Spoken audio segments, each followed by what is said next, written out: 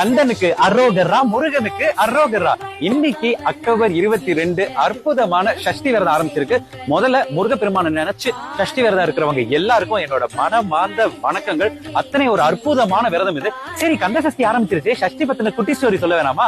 S, அதுக்காக நான் வந்தாச்சு. குட்டி ஸ்டோரி என்னன்னு பாத்தீங்கன்னா, இந்த விரதம் எங்க இருந்து ஆரம்பிக்குதுன்னா 6ங்கிற நம்பர்ல இருந்து ஆரம்பிக்குது. 6 நாட்கள் விரதம், 6 படையான நினைச்சு நம்ம ஆறுமுக சாமியை நினைச்சுதான்.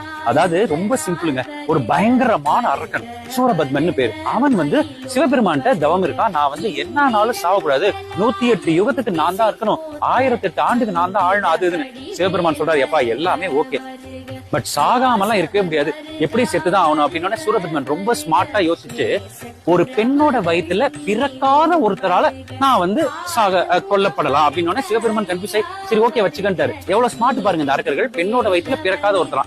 அவ்வளவுதான், சூரபத்மன் சேட்டை பெருசாயிடுச்சு. அவர் மட்டும் இல்லாம அவரோட